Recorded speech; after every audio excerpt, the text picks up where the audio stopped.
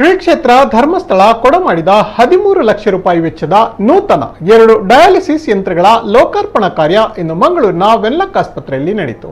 ಶ್ರೀ ಕ್ಷೇತ್ರ ಧರ್ಮಸ್ಥಳದ ಕಾರ್ಯನಿರ್ವಹಣಾ ಸಂಯೋಜಕರಾದ ಹರ್ಷೇಂದ್ರ ಕುಮಾರ್ ಅವರು ಡಯಾಲಿಸಿಸ್ ಯಂತ್ರಗಳನ್ನು ಲೋಕಾರ್ಪಣೆಗೊಳಿಸಿದರು. ಮಂಗಳೂರು ದಕ್ಷಿಣ ಕ್ಷೇತ್ರದ ಶಾಸಕ Vedavyas Kamath, DMO doctor Sadashiv Shanbhog, ಆರ್ಎಂಒ doctor Sudhakar T, SDM ಆಸ್ಪತ್ರೆಯ ನಿರ್ದೇಶಕರಾದ ಜನಾರ್ದನ್, ಸೂಪರಿಂಟೆಂಡೆಂಟ್ ರಂಜನ್ ಮತ್ತಿತರರು ಈ ಸಂದರ್ಭದಲ್ಲಿ ಉಪಸ್ಥಿತರಿದ್ದರು.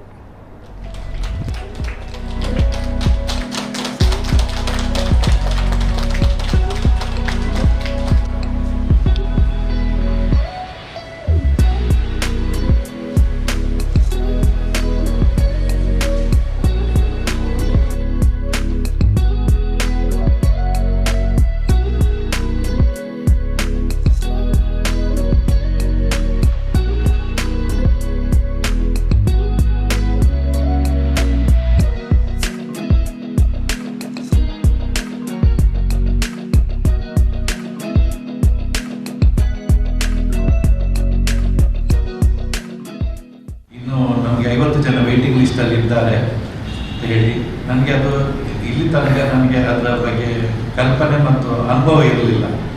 ಯಾಕೆಂದರೆ ಎಷ್ಟು ಜನ ಒತ್ತಡದಲ್ಲಿ ಇದ್ದಾರೆ ಅಂತೇಳಿ. ನಮ್ಮ ಹತ್ರ ಮೆಡಿಕಲ್ ಕಾಲೇಜ್ ಹಾಸ್ಪಿಟ್ಲ್ ಇದೆ, ಅಲ್ಲಿ ಸಹ ನಾವು ಬರುವ ತಿಂಗಳು ಒಂದು 10-12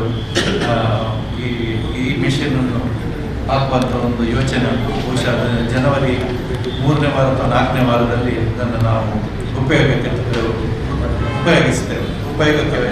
ಅದನ್ನು ಶುರು ಮಾಡ್ತೇವೆ. ಆದರೆ ಇಲ್ಲಿ ನಾವು ಯಾರನ್ನು ಹೆಚ್ಚು ನಾವು ಗುರುತಿಸಬೇಕು ಅಂದರೆ ನೀವೆಲ್ಲ ಸ್ಕ್ರೀನಿನ ಹಿಂದೆ ಮಾಡುವಂಥ ಕೆಲಸ ಸಿಸ್ಟರ್ಸು, ಡಾಕ್ಟರ್ಸ್ ಯಾರು ಎಲ್ಲ ಆದವರು ಅದರ ಮೇಲೆ ಖಾಲಿ ಥ್ಯಾಂಕ್ಸ್ ಕೊಡೋಕ್ಕೆ ಹೇಳೋದವರು ಇರ್ತಾರೆ. ಅಂದರೆ ನಿಮ್ಮ ಸೇವೆ ಈ ಕೊರೋನಾ ಟೈಮಲ್ಲಿ ನಿಮ್ಮ ಸೇವೆ ಅದನ್ನು ಅದ್ಭುತ, ಅಮೋಘ. ಇದೇ ರೀತಿ ಇದನ್ನು ಮುಂದುವರಿಸಬೇಕು. ಯಾಕೆಂದರೆ ವೆನ್ಲಾಕ್ ಅಂತ ಹೇಳುವ ಒಂದು ಸಂಸ್ಥೆ, ಅದಕ್ಕೆ ಎಷ್ಟು ಹೆಸರಿದೆ ಅಂದರೆ, ಎಷ್ಟು ಕೀರ್ತಿ ಇದೆ ಅಂತ ಹೇಳಿದ್ರೆ, ಆ ಕೀರ್ತಿಯನ್ನು ನೀವು ಬೆಳೆಸ್ಕೊಂಡು ಧರ್ಮಸ್ಥಳದ ಮಂಜುನಾಥನಿಗೆ ದೇವರಿಗೆ ಗೊತ್ತಾಯಿತು ಇಲ್ಲಿ ಡಯಾಲಿಸಿಸ್ ಮಿಷನ್ ಕಡಿಮೆ ಆಗಿದೆ ಅಂತೇಳಿ. ಹಾಗಾಗಿ ಆ ದೇವರದೇ ಒಂದು ಪ್ರಸಾದ ರೂಪದಲ್ಲಿ ಇಲ್ಲಿ ಆ ಒಂದು ಕೊಡುಗೆಯಾಗಿ ಬಂದಿದೆ ಅಂತ ಹೇಳಿದ್ರೆ ನಾನು ಭಾವಿಸ್ತೀನಿ.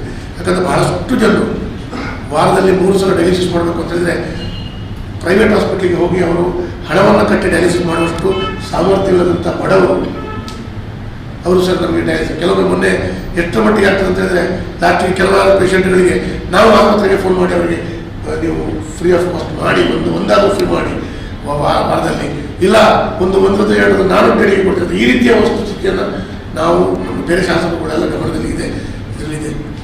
ಅದಕ್ಕಾಗಿ ಈ ರೀತಿಯ ಕೆಲಸ ಕಾರ್ಯಗಳಾಗ್ತಾ ಇರುವಾಗ ತಮ್ಮ ಕೊಡುಗೆ ಭಾಳಷ್ಟು ದೊಡ್ಡ ರೀತಿಯಲ್ಲಿ ಕೊಡುಗೆಯಾಗಿ ತಾವೊಂದು ದಾನದ ರೂಪಾಂತರದಲ್ಲಿ ಕ್ಷೇತ್ರದ ವತಿಯಿಂದ ತಾವೊಂದು ವಿಶೇಷವಾದ ಮುತುವರ್ಜಿಯಿಂದ ತಾವು